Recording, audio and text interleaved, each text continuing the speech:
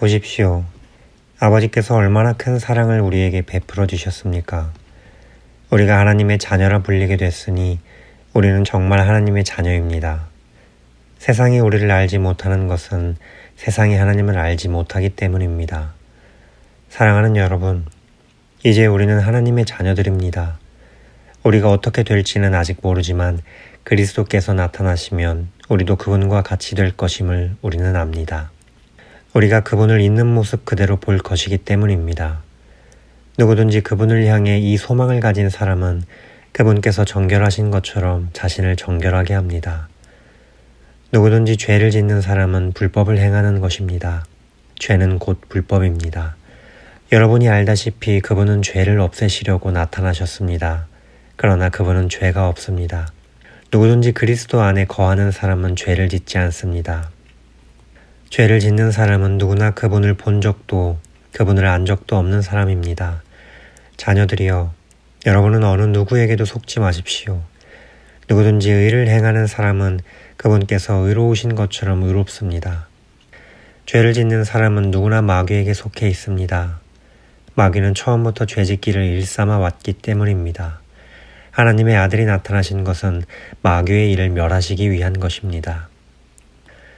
누구든지 하나님께로부터 난 사람은 죄를 짓지 않습니다. 그 사람 안에 하나님의 씨가 있기 때문입니다. 그는 하나님에게서 났기 때문에 죄를 지을 수 없습니다. 이로써 하나님의 자녀와 마귀의 자녀가 분명히 드러납니다. 누구든지 의를 행하지 않는 사람이나 자기 형제를 사랑하지 않는 사람은 하나님께 속해 있지 않습니다. 여러분이 처음부터 들은 소식은 이것인데 곧 서로 사랑하라는 것입니다. 우리는 악한 자에게 속해 자기 동생을 죽인 가인처럼 되지 말아야 합니다. 대체 왜 가인이 동생을 죽였습니까? 그것은 자기의 행위는 악하고 동생의 행위는 의로웠기 때문입니다. 형제들이여, 세상이 여러분을 미워하더라도 이상하게 여기지 마십시오. 우리가 알다시피 우리는 죽음에서 생명으로 옮겨졌습니다.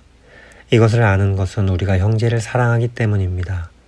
사랑하지 않는 사람은 죽음에 머물러 있는 사람입니다. 누구든지 자기 형제를 미워하는 사람은 살인자입니다.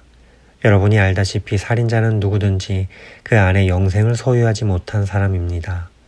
예수 그리스도께서는 우리를 위해 자기 목숨을 내놓으셨습니다. 그래서 우리가 사랑을 알게 됐습니다. 그러므로 우리도 형제들을 위해 우리 목숨을 내놓는 것이 마땅합니다. 누구든지 세상 재물을 갖고 있으면서 자기 형제나 자매의 궁핍함을 보고도 도와줄 마음이 없다면 어떻게 그 사람 안에 하나님의 사랑이 있다고 하겠습니까? 자녀들이여, 우리가 말과 혀로만 사랑하지 말고 행동과 진실함으로 사랑합시다. 이렇게 행해야 우리가 진리에 속한 줄을 알고 하나님 앞에서 확신을 갖게 될 것입니다.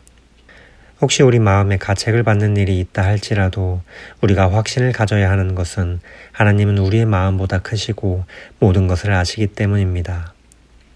사랑하는 여러분, 만일 우리 마음에 가책받는 것이 없다면 우리는 하나님 앞에서 떳떳하고 우리가 구하는 것은 무엇이든지 하나님에게서 받습니다.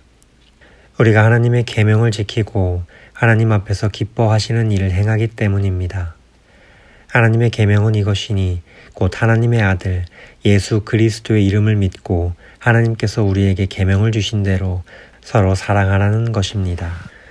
하나님의 계명을 지키는 사람은 하나님 안에 있고 하나님은 그 사람 안에 계십니다.